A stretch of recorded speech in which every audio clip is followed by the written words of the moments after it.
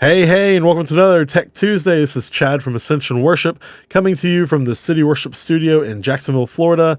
This week, I've got a video that may be controversial to some people, but I think it's pretty important for especially our smaller to medium-sized churches.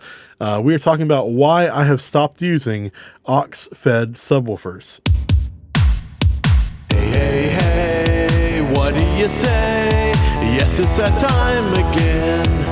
It's Tech Tuesday. So that's a bit of a mouthful. First off, what is an Aux Fed sub? For those of you who don't know, I'm going to try to make this very short so we can get to some audio examples.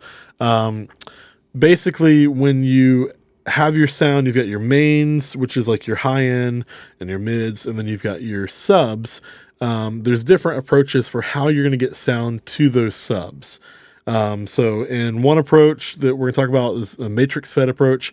Basically, the same signal is going to both the mains and the subs, but there's a crossover that's saying, okay, only the high end is going to go up here and only the low end is going to go down here.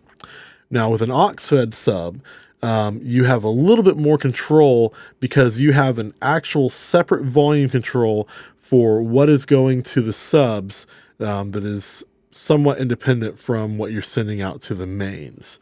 And the nice thing about this, back when we had analog boards, was that this would allow you to dictate if anything even had the possibility of going to the subs. So if your pastor's microphone is going through subs and sounding whoop, whoop, whoop, whoop, whoop, that's really kind of disorienting, especially if you've got people sitting right next to the subs.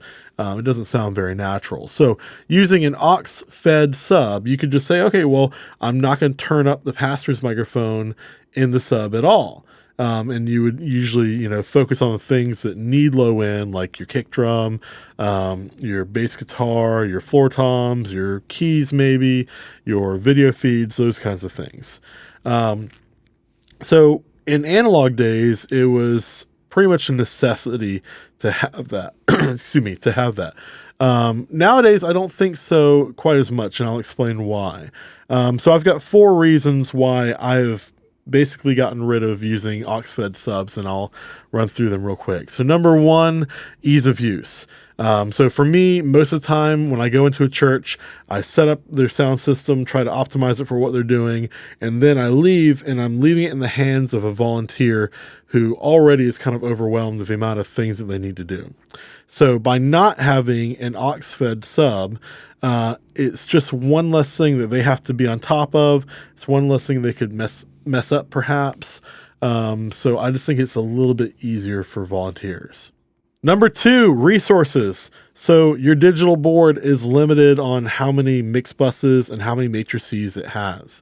I typically work with churches on the Behringer X32 or the Midas M32, which is limited to really 17 mix buses, one that's designed for subs, and then 6 matrices.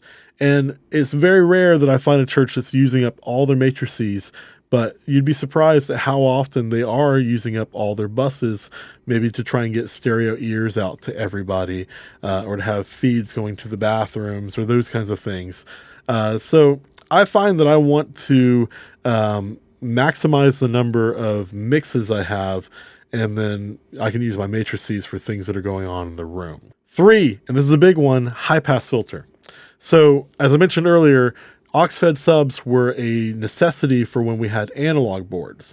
Well, now that pretty much everybody has a digital board, our ability with our high pass filter is way increased. So on an analog board, you usually had a button, and it would either give you full range signal, or it would give you the option for either 80 hertz or maybe 100 hertz of high pass filtering. And with especially if it was at 80 hertz, there would be a lot of times that pastor's microphone could still get into the subs. Well, now with digital boards, we have a variable high pass that can usually go up as high as 300. So By using that high pass filter, I don't have a problem keeping things like vocals out of my subs. Number 4, consistency across all of your mixes. So if you are in a church that's large enough that your front of house board literally only mixes front of house, it's just for what the crowd is going to hear in that room, well, go ahead and do Aux Fed subs. It doesn't really matter. But the real big reason why I think it's important is because if your board is affecting what's going to the ears, the wedges on stage, maybe you're streaming on Facebook or YouTube, so you've got a live stream, you're recording, anything like that, then I don't think you should be using Aux Fed subs, because your EQ changes that you're using by using an aux only affect the main room and not any of those other places. So we're gonna get into an audio example and show you what I mean by that. So for today's audio example, we are looking at a bass guitar that is just lacking in low end, and the two different techniques we've talked about, like how you could be using those and why I prefer one over the other. So we've got a bass guitar that's kind of thin. Let me play it for you real quick.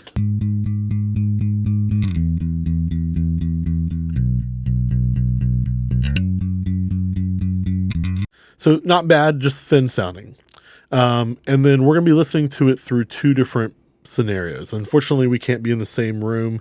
So this is the best way I can show this to you. So in red, this is our Aux Fed Sub scenario. So right now we're hearing it through the mains. Now it would actually sound like this, because I'm going to play it again and I'm going to engage a high pass filter. So this is as if we're only sending the highs to the mains like we would in the real world.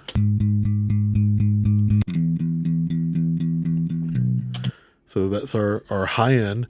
And then our subs, which are coming off of this send right here. This is send bus 6 is going to our subs. It's going to sound like this. And I'll again engage a low pass filter, so we only hear the low end.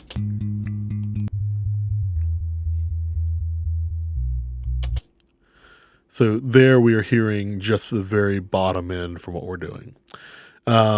And then we're going to also have a stream feed that you'll be able to hear, and an ears feed for what the bass player would be actually hearing from this. So once we put those two things together, the mains and the subs, what I'm going to do is, just like in an Aux Fed Sub scenario, I'm going to take this bus 6 here and I'm going to turn it up so that we are getting more oomph out of the subwoofer channel. So I'm going to play that, and then I'm going to just crank that up so you can hear the difference. So it's going to be a massive boost.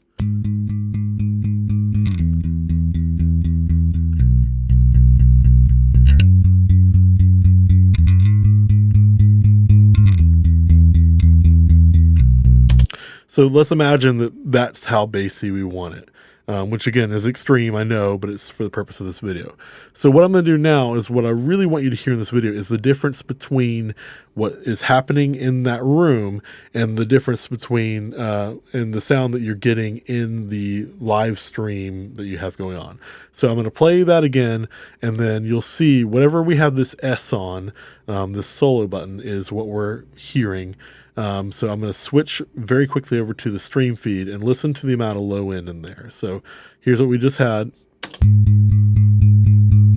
And then switching. So all that low end that we just boosted through an auxiliary is not there in the stream. So we've got our thin bass back, which is not helping us out. It still sounds bad on the stream, even if it sounds good in the room. Same thing with the ears. Is thinner than what we did in the room. So that's the important thing, is I want to have the same sound in the room as I do online and in the ears, so that I can make sure that everything is going well across all my mixes.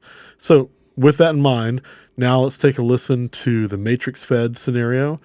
And I've got the same crossover points on here.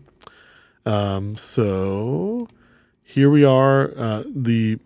This sub send isn't doing anything in this scenario because we're sending the same signals into both the mains and the subs, but with those crossover points on there. So if you want to check me on that, you can see the input is bus 5 on both of these. So if I play that now, we should have our thin sound again.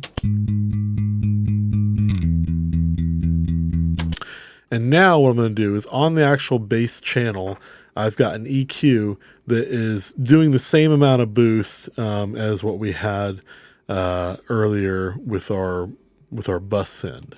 So I'll play it and then I'll kick that on so you can hear again. So it'll go from thin to thick.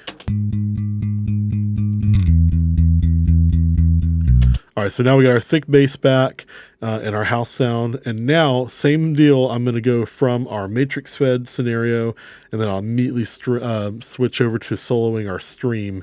And you can hear that there should be little to no difference in the low end. Boom! No difference. Let me do that again. Listen to the low end. Oops. All right, so here's our house with a matrix. And switching. No difference. Same with the ears.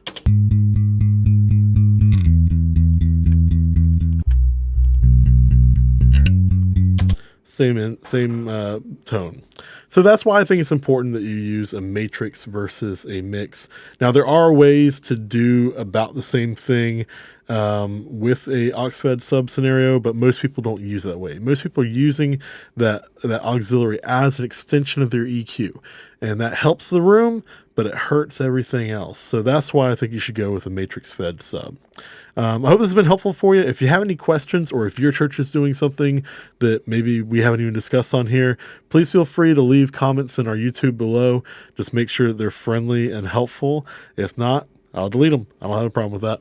And if you have a church that needs help, maybe this video is helpful, but you need some hands-on experience. Again, you can contact me at TechTuesday at ascensionworship.com, and we'd love to help you any way we can. Until next time, have a great week.